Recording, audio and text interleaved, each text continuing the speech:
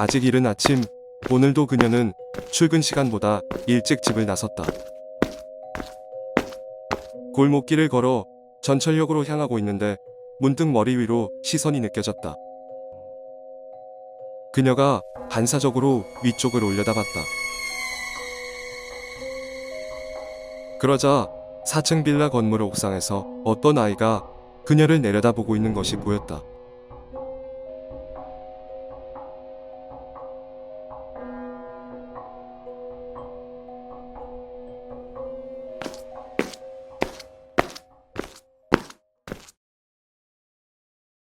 다음 날 아침, 그녀가 골목길로 들어섰다.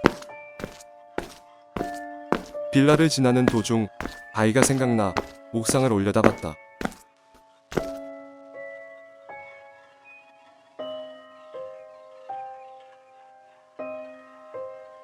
또 아이가 그녀를 내려다보고 있었다.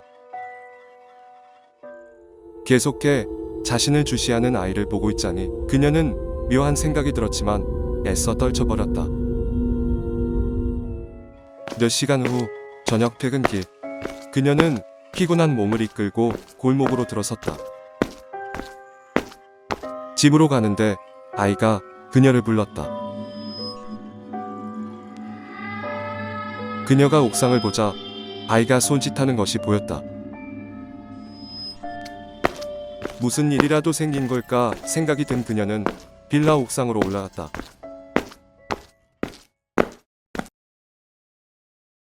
옥상에 이르자 아이가 한가운데 우두커니 서 있었다. 그런데 갑자기 아이의 키가 커지더니 검은 옷을 입은 남자로 변했다. 그리고 그녀에게 너는 나와 가야 한다고 했다. 매우 놀란 그녀는 옥상에서 내려와 한달음에 집에 도착한다.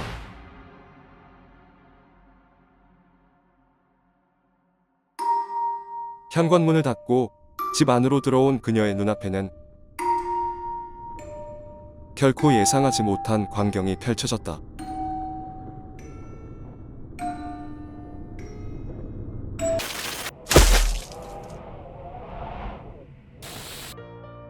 이 이야기는 망자를 저승으로 인도하기 위해 경계심이 들지 않는 아이의 모습으로 나타난 저승사자의 이야기입니다. 전승에 따르면 저승사자는 우리가 알고 있는 검은 복장의 모습 외에도 가장 사랑하는 사람이나 그 외의 인물로도 등장한다고 합니다.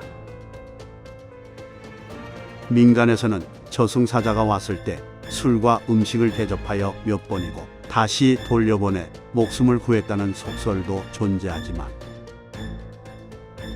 대부분 저승사자는 명부에 적힌 대로 인도하는 존재이기에 그리 쉽게 돌려보낼 수 없는 것으로 전해집니다.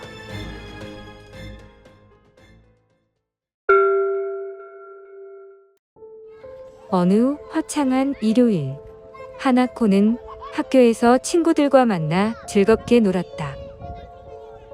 시간이 지나 저녁이 되자 친구들은 하나둘 집으로 갔다. 이대로 돌아가긴 아쉬웠던 하나코는 계속 더 놀았다.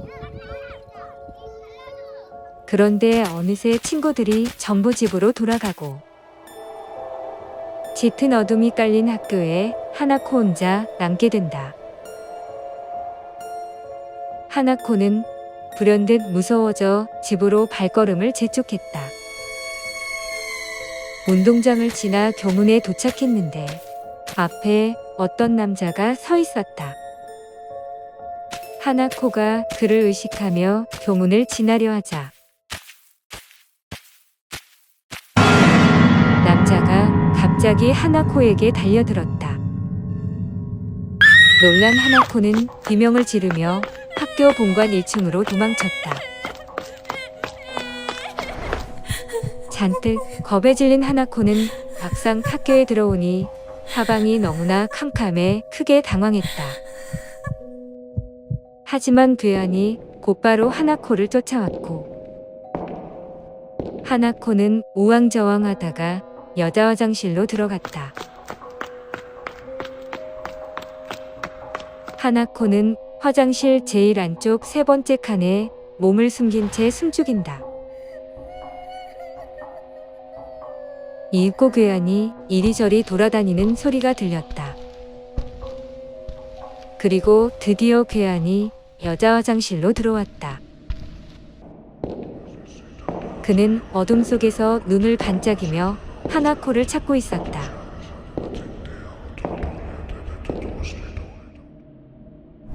첫 번째, 두 번째,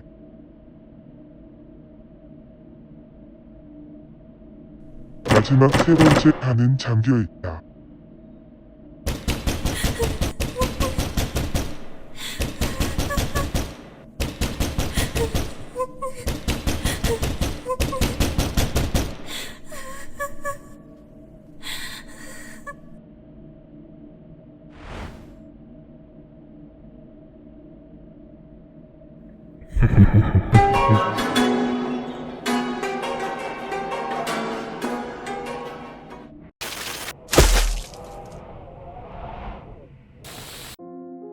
이 이야기는 비극적인 일을 겪고 화장실의 원혼이 된 하나코의 이야기입니다. 하나코는 비극적인 죽음을 맞은 후 원혼이 되어 주로 여자 화장실 세 번째 칸에 출몰한다고 하며 그를 목격한 사람은 변기 속으로 끌고 들어간다고 합니다. 그녀를 임의로 불러낼 수도 있는데 늦은 오후 아무도 없는 여자 화장실 한가운데 선 뒤 제자리에서 13번 돌고 난 후 세 번째 화장실 칸을 똑똑 두드리며 하나코 씨 계신가요? 하고 물으면 희미한 목소리로 대답한다고 합니다. 하지만 엄연한 원혼이기 때문에 불러내는 것은 위험하며 하나코를 쫓는 복으로는 100점 맞은 시험지를 보여주거나 보랏빛 휴지를 보여주는 방법이 있습니다. 그리고 생전에 비극적인 일을 겪었기 때문에 성불할 수 있도록 기도해 주거나 마주쳤을 때 무서워하지 말고 그냥 말동무를 해주면 어느새 사라진다고 합니다.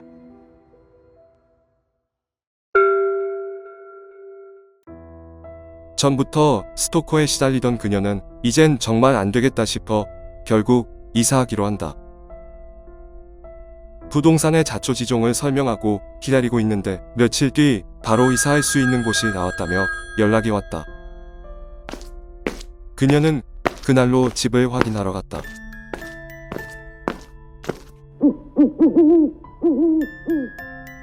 집은 지어진 지 꽤 오래된 고택이었다. 을씨년스러운 분위기가 부담스러웠지만 그래도 스토커에게 시달리는 것보단 100배 낫다고 생각하고 이사를 서둘렀다. 그리고 몇 달이 지난 뒤 그녀는 스토커로부터 자연스럽게 벗어난다. 그런데 언젠가부터 집에 이상한 일이 일어났다. 그녀가 샤워를 하면 거울에 사람의 형상이 보이고 때때로 집에 누군가 있는 듯한 느낌도 들었다.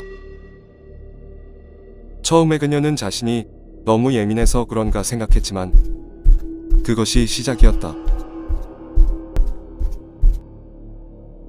시일이 좀 더 지나자 갑자기 발소리가 나거나 아무도 없는 방에서 옷장을 여닫는 소리가 나는 등 새로운 괴현상이 계속 일어나기 시작했다. 그녀는 애써 무시하며 지냈지만 정도가 날로 심해져만 갔다. 급기야 괴현상은 매일 한 번 이상 꼭 일어났다. 더 이상 공포감을 견디기 힘들었던 그녀는 일단 필요한 물품만 가방에 챙겨 집에서 도망치기로 한다.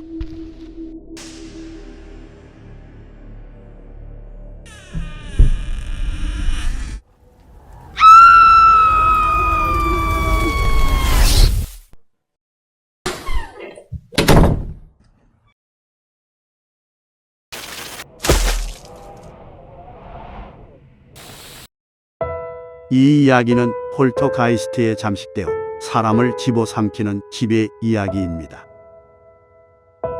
폴터가이스트는 주거 공간에서 벌어지는 심령 현상의 일종으로 원인에 대해 몇 가지 설이 있습니다.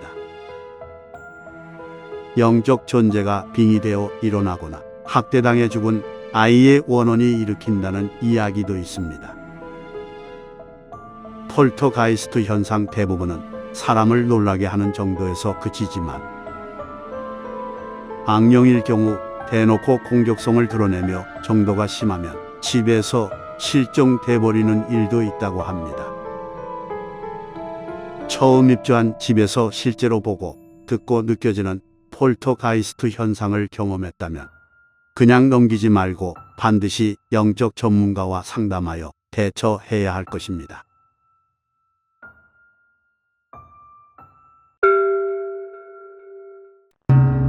(13일의) 금요일 기원. 일설에 의하면 예수 그리스도가 골고다 언덕에서 십자가형에 처한 날이 서기 30년경 13일의 금요일이라고 한다. 또한 최후의 만찬에 참석했던 사람 중 13번째 손님이 유다였는데 그는 예수를 배신하고 죽음으로 몰아넣은 장본인이었다.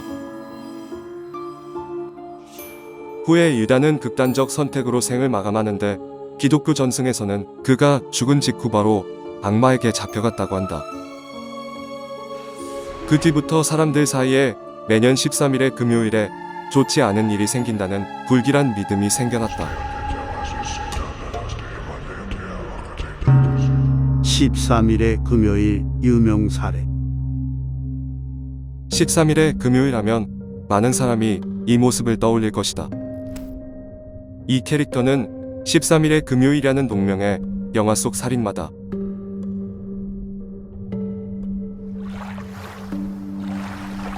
(1957년) 소년 제이슨 부이스는 한 캠프장에 놀러 갔다가 어른들의 부주의로 호수에 빠져 죽게 된다.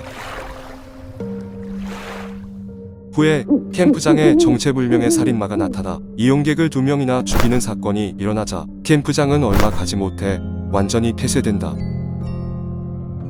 그 일이 있고 20년 후 1985년 5월 캠프장은 13일의 금요일에 재개장을 하게 되고 다시 한번 손님들로 활기를 찾는다.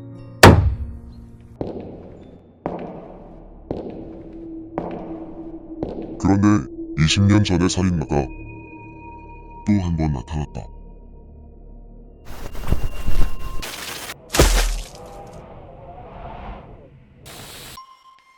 서양에서 13은 불길함을 상징하는 숫자로 알려져 있습니다. 고대 켈트인들은 13을 죽음을 의미하는 숫자로 여겼다고 합니다. 북구 신화에서 12명이 초대된 잔치에 13번째 신이 나타났는데 그가 바로 장난의 신 로키였다고 합니다. 13일의 금요일에 재탄생한 제이슨 부이스는 원래 호수에 빠져 죽은 것으로 알려져 있었습니다. 본래 기영아로 태어나 어려서부터 놀림을 받다가 억울한 죽임을 당한 후 호수 밑 깊은 곳에서 부활했습니다. 부활한 그는 더 이상 죽은 자도 산 자도 아닌 존재가 되었습니다. 제이슨의 유일한 약점은 호수에 빠져 죽은 트라우마 때문인지 물이라고 합니다. 그를 물속에 빠뜨리거나 혹은 강을 건너 도망치면 더 이상 쫓아오지 않는다고 합니다. 그는 언제나처럼 퇴근 후 집으로 향했다.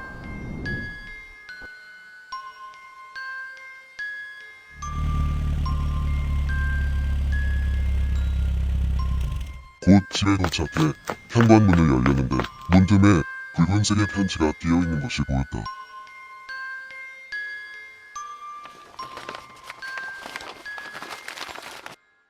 편지에는 모두 10년 전 그날 직원들이 전부 사라져 버렸다고 생각하지만 그들은 아직 공장에 있다. 꽃을 찾아줘. 라고 쓰여 있었다. 이 편지는 놀랍게도 그가 한때 일했던 장난감 공장에서 온 것이었다. 장난감 공장은 10년 전 어느 날 갑자기 직원들이 전부 실종되는 기이한 사건이 일어나 문을 닫았고 지금은 폐쇄되어 있었다. 그는 도대체 누가 자신에게 이런 편지를 보냈는지 확인하기 위해 다시 한번 그곳으로 향했다.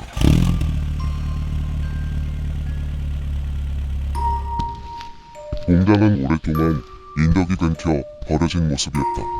그는 우선 예전 기억을 떠올려서 발전기를 작동시켜 일부 전력을 복구했다.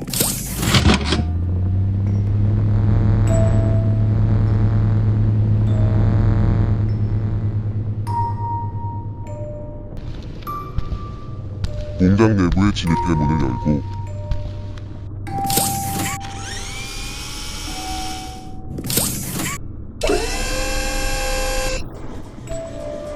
복도를 지나자 거대한 일이 나왔다. 홀 중앙에는 10년 전 신제품으로 개발 중이던 인형이 그 모습 그대로 진열되어 있었다. 그는 인형을 보고 예전 이곳에서 일했던 기억을 떠올렸다. 그런데 그것도 잠시 갑자기 전기가 끊겼다.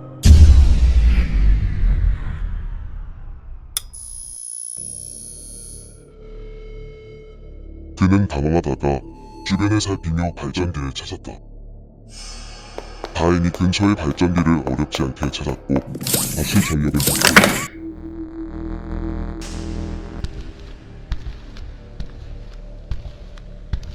그런데 인형이 보이지 않았다.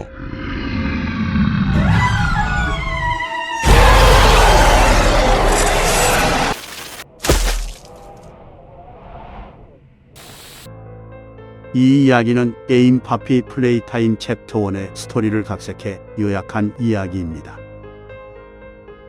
그는 어느 날 한때 일했었던 장난감 공장에서 의미심장한 편지를 받고 다시 그곳으로 돌아갑니다. 공장은 수년 전 그 모습 그대로 남아 있었습니다. 거기서 그는 회사에서 개발 중이던 인형을 보게 됩니다. 그 인형은 허기오기입니다. 허기오기는 공장의 창업주가 불의의 사고로 가족을 잃은 뒤 광적으로 회사 일에 매달려 만들어낸 연구의 부산물이었습니다. 그가 광적으로 매달렸던 연구는 고대 동양에서 영약으로 알려진 양귀비를 소재로 한 것으로 사자의 소생, 즉 죽은 사람을 되살리는 것이었다고 합니다.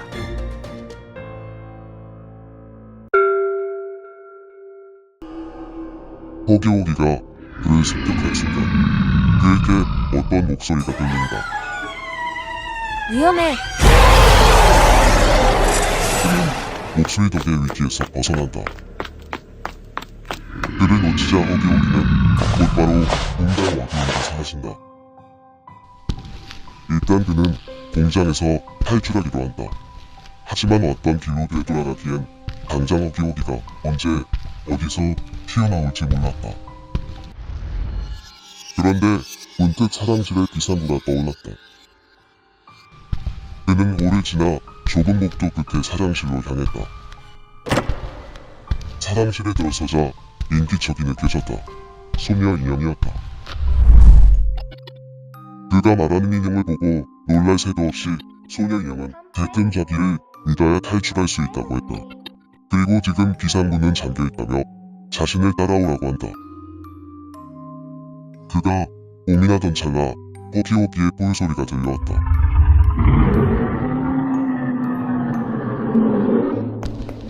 불안해진 그는 소녀 인형을 따라갔다.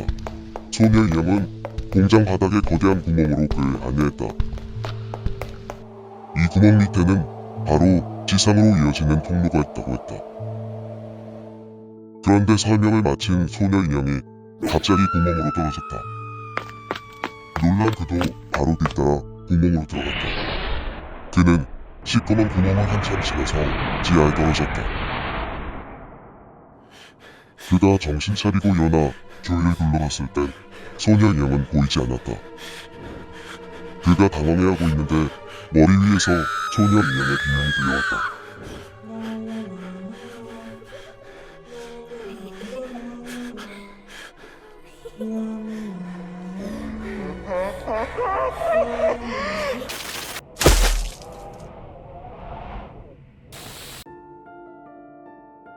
이 이야기는 게임 파피 플레이타임 챕터 2의 스토리를 각색하여 요약한 이야기입니다. 그를 허기오기의 습격에서 도망치게 해준 것은 파피입니다. 파피는 1950년경 전 세계 최초로 지능을 가진 인형이라는 콘셉트로 개발되던 소녀 인형입니다. 파피의 존재는 창업자가 연구하던 것에 매우 깊은 관계가 있었다고 합니다. 일설에 의하면 창업자는 연구 결과를 얻기 위해 고아들을 이용해 인형에 플라스틱 몸에 아이의 영혼을 넣었다고 합니다. 가족을 잃고 사람의 소생 가능성에 미쳐있던 창업자는 호기오기, 마미롱 레고와 같은 괴물들을 만들어내고 파피와 같은 비극적인 존재까지 탄생시키기에 이릅니다.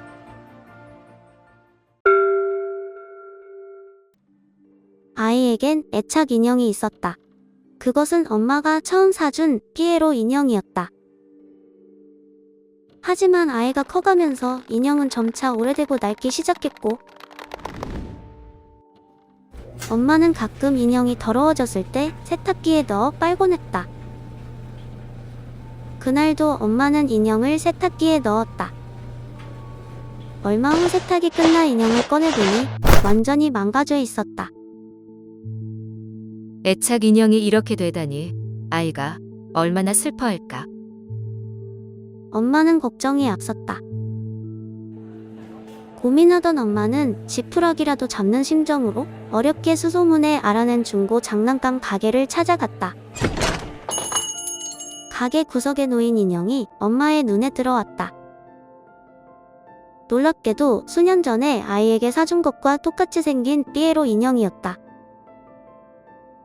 엄마가 바로 사려고 하자 주인 아저씨가 이 인형은 파는 게 아니라고 했다.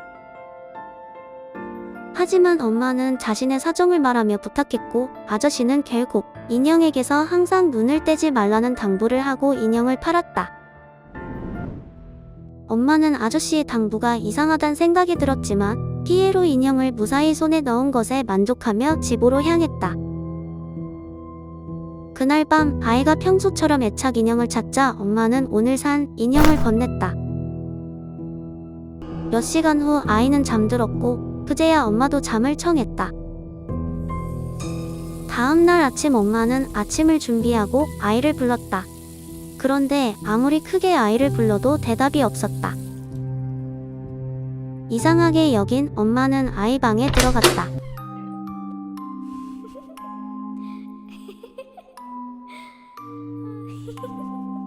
또 둘이네.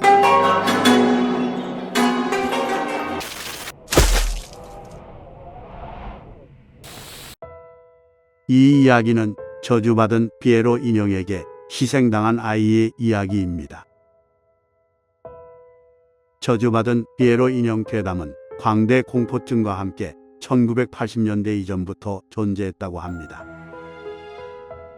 지난 2016년 여름 미국 사우스캐롤라이나주에서는 광대가 아이들을 깨워 숲으로 데려간다는 괴담이 퍼졌는데, 실제로 숲에서 광대를 목격하고 총을 쏜 주민도 있었다고 합니다. 수년째 이어지는 괴담처럼 만약 피에로 인형이 당신의 아이를 홀려 어쩔 수 없이 사주게 됐다면 반드시 아이와 인형이 단둘이 남지 않도록 주의하여야 할 것입니다.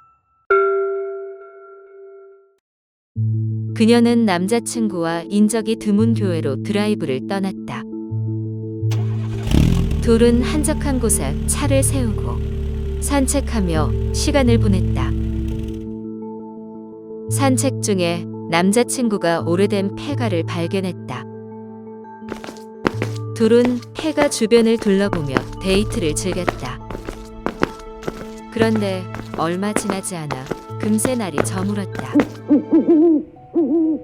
해가 지자 주변은 순식간에 어두워졌고 그녀도 어느새 쌀쌀한 한기를 느꼈다.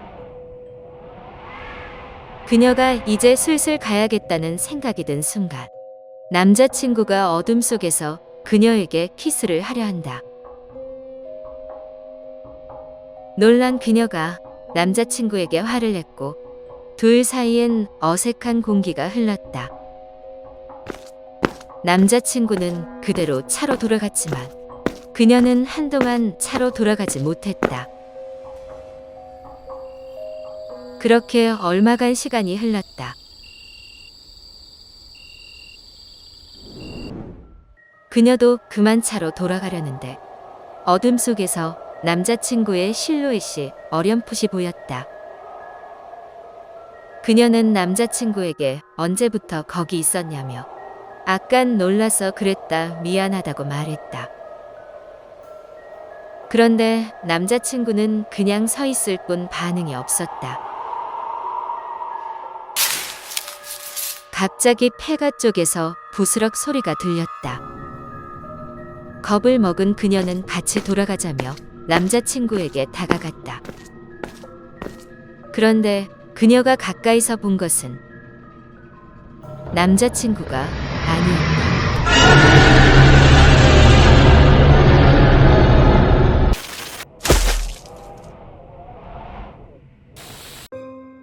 이 이야기는 구울에게 잡아먹힌 커플의 이야기입니다. 구울의 기호는 천일야화에 등장했던 요괴로 언제나 인육을 갈망하는 탐욕스러운 존재입니다. 구울은 인적이 드문 곳 폐가 등지에 숨어 있다가 밤이 되면 어둠 속에서 희생자를 공격한다고 합니다. 전승에 따르면 인간으로 변신하거나 심지어 마법을 쓰는 등 여러 능력을 지녔다고 하며 일반적인 방법으로는 죽일 수 없다고 합니다.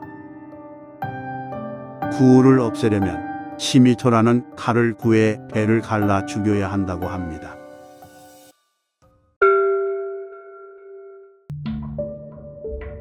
그에게는 수년간 투병하는 아내가 있었다. 아내의 병은 좀처럼 나아지지 않았고 결국 아내는 죽음을 맞이한다. 아내의 임종을 지켜본 그는 슬픔에 빠진 채 병실에서 나왔다. 그런데 어디선가 한 노파가 나타나 그에게 작은 박스를 건넸다. 노파는 만약 당신이 이 박스를 열 수 있다면 아내를 살릴 수 있다라는 말을 남기곤 사라졌다. 이상한 노파가 한 황당한 이야기였지만 그에게는 어쩐지 한 줄기 희망처럼 느껴졌다. 그는 병실로 돌아가 박스를 맞추기 시작했다. 박스가 맞춰지자 주변이 조금씩 어두워지고 정전이 일어나기도 했다. 마침내 박스가 완전히 맞춰지자 상자에서 아주 밝은 빛이 뿜어져 나왔다. 그가 빛에 눈부셔 하는 사이 아내가 다시 깨어났다.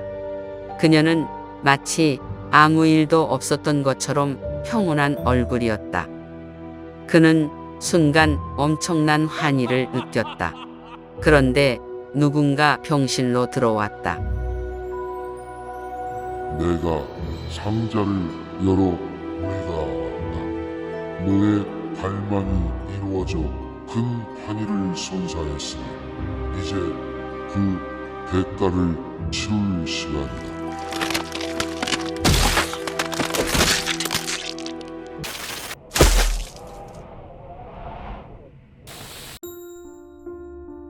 세계 각지에는 미스터리한 퍼즐박스의 소문이 존재합니다. 그것은 비탄의 배열 장치, 욕망의 상자라는 이름으로 불리는 장치로 인간의 갈망과 욕망의 끝에서 만나게 되는 물건입니다. 박스를 조작해 문을 열면 지옥의 수도사들이 나타나는데 그들은 인간의 갈망을 채워주고 그 대가로 희생자의 영혼을 가져갑니다.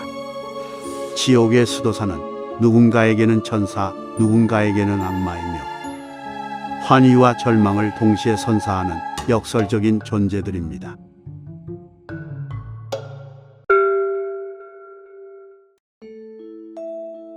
추운 겨울 그는 한창 등산 중이었다. 산중 턱쯤 이르자 조금씩 눈이 오기 시작했다.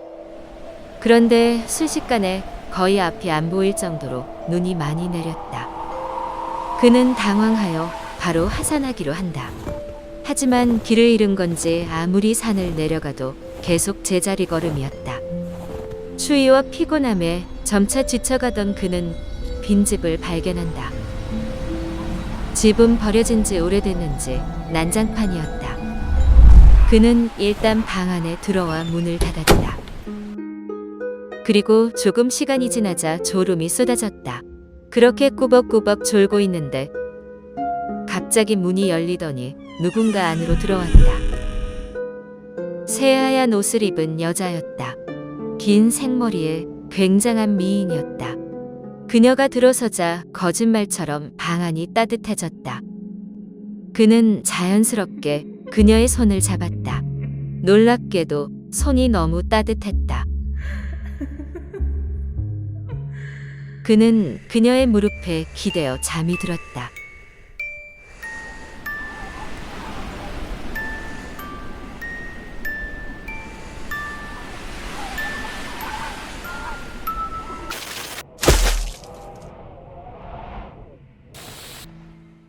유키온나는 일본 민담에 등장하는 귀신이며 한국에서는 설녀로도 부릅니다. 눈보라가 유독 심한 날이나 눈 오는 밤 높은 확률로 출몰한다고 합니다. 행인을 유혹해 동사시키며 아이를 납치해 잡아먹기도 한다고 합니다. 소복이나 기모노 차림이고 키가 크며 눈이 비칠 정도의 투명한 피부를 지녔다고 합니다. 그 때문인지 눈보라가 치는 상황에서 만난 그녀의 모습은 마치 선녀와 같다고 합니다. 유키온나는 인간의 죽음을 유도해 만족한다고 하지만 민가에 내려와 남자와 혼인하고 살다가 정체가 드러나 녹아 사라졌다는 전설도 있다고 합니다. 만약 눈보라가 치는 날 산에서 여인을 만났다면 눈길도 주지 않고 지나치는 것이 현명할 것입니다.